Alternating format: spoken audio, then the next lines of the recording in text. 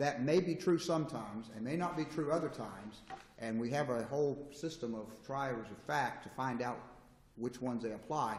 We're simply going to throw them all out and say you can never. If you can damage somebody so much psychologically that they cannot possibly go forward for a period of time, at least 4 years, bingo, home run. Go collect your $200, pass go, and keep moving. Well, in this case, I think the John Doe 23 case talks about the failure to connect the dots, and it rejects it. It says, you know, the fact that you aren't aware of the significance of your injuries. You know, but Justice Quince, in her Davis case, describes Herndon as a situation where the defendant's wrongful conduct causes a mental condition which results in the plaintiff's delay in filing suit. Right. She's talking. She didn't say the defendant's failure to remember, but it says there's a mental condition that results in the defendant's delay. But she is addressing, of course, Your Honor, she's addressing a case which involves. So you've got to have traumatic amnesia. If you don't have traumatic amnesia, no mental health issue caused by the defendant is sufficient. It's something that hasn't been addressed by the legislature. It's something that hasn't been certainly hasn't been allowed by the courts. In fact, we had the failure to connect the dots argument made in Florida and in many other jurisdictions, and they were rejected. All those arguments were rejected. Your Honor, or Your Honors, in Dorsey, the plaintiff made that argument of failure to connect the dots.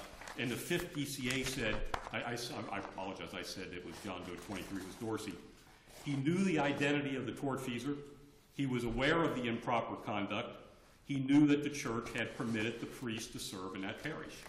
He knew all of these things in that case. There's no doubt about it. He knew he had been abused. So he at least could connect the dots to a sufficient degree that he was able to file a lawsuit. He chose not to do so for 23 years.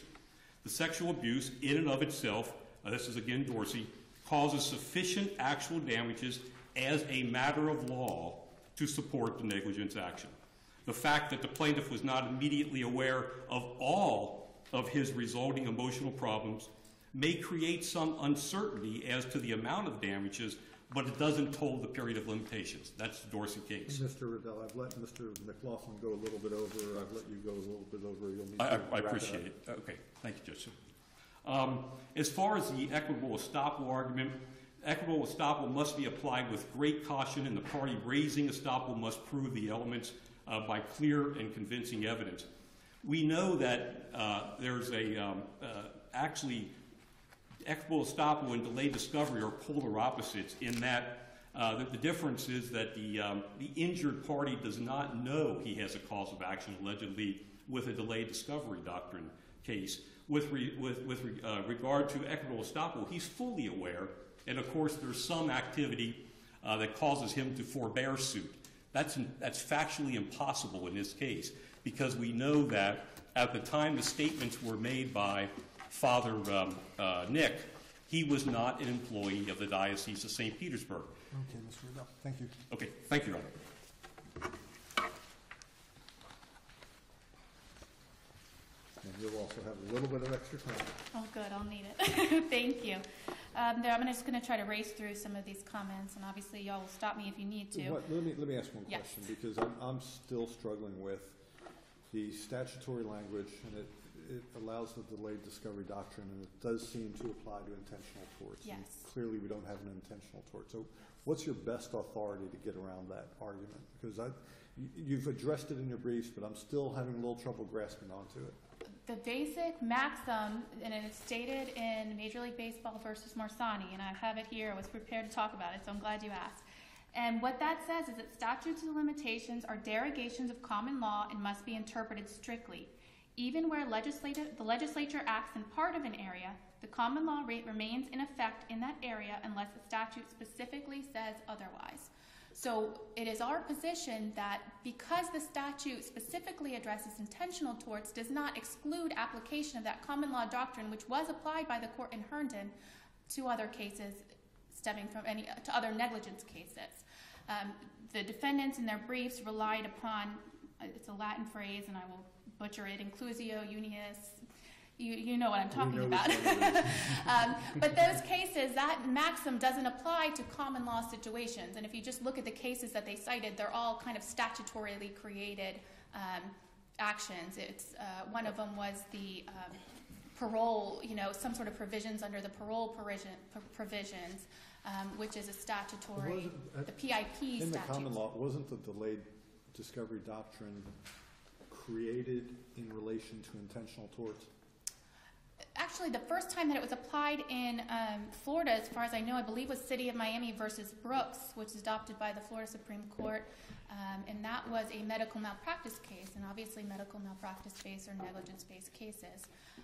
And it's interesting that, and that's another point I wanted to make, is Mr. Radel quoted a portion of Brooks, and the portion he quoted was, let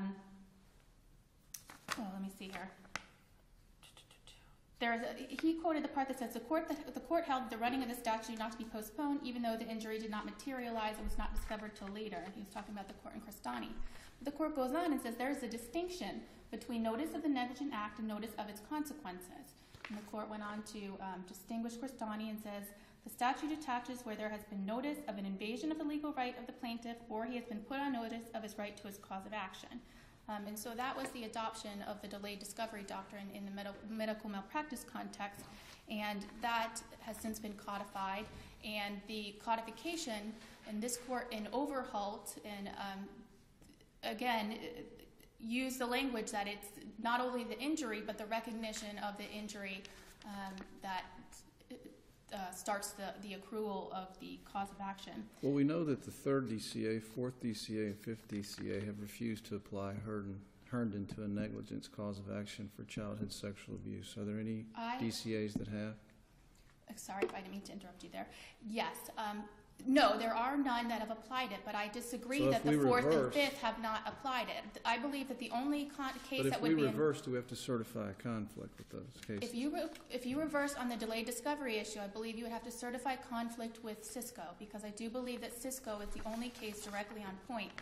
The defendants rely on Doe versus Sinrod. The issue in Doe versus Sinrod was not the application of the delayed discovery doctrine.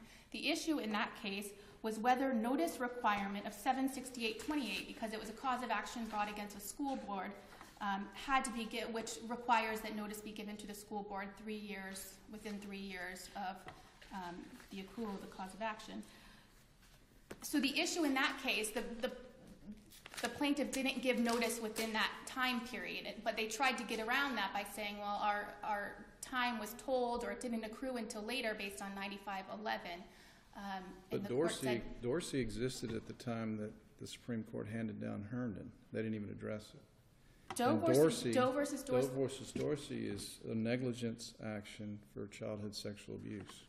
I believe that Doe versus Dorsey came out before. It was before the court's decision in Herndon, which really... Doe versus Dorsey is 1996. Herndon's 2000. That's what he's saying. The Supreme Court didn't address The Supreme Court didn't address Doe v. Dorsey at all in Herndon. In Herndon, the court... And there's a decision out. They didn't address it at all. And I guess the point is when Davis attempted to clarify Herndon, Davis specifically said the narrow circumstances of lack of memory in child sex abuse cases allows application of discovery doctrine because the lack of memory was caused by the abuser, a situation similar to the statutory circumstances to which the doctrine applies, making reference to 9511(7). So, I'm sorry, what is the question? Why did the Supreme Court go further to narrow Herndon? I don't believe that they meant to narrow Herndon in this circumstance. I mean, in Davis, the 4th DCA allowed the use in a financial case that had nothing to do with sexual abuse. So the court in Davis clarifies this was, we allowed this based on these allegations of sexual abuse and repressed memory. So they do use that term, and that obviously, as we've stated, that was the case, and they discussed that quite frequently. I understand, but the obstacle for me is what the Supreme Court specifically said. Mm-hmm. The application of this delayed discovery because the lack of memory was caused by the abuser. That's pretty powerful language that I need to deal with. It's a hurdle for you. And that goes to what I think Mr. Bellicastro said, is he said we did not create the condition here, which I guess is kind of goes to that he was not they're not the abusers. But I think that we still have to prove causation, even in our negligence cause of action. We still have to prove causation. Ms. Seabold, you'll need to take about 15 seconds or so to wrap up. I would just ask that the court, will rely on our briefs, and we'd ask that you'd reverse the summary judgment entered in favor of the defendants and remand back to let the plaintiff proceed with his causes of action against the defendants. Thank you. Thank you. Well briefed.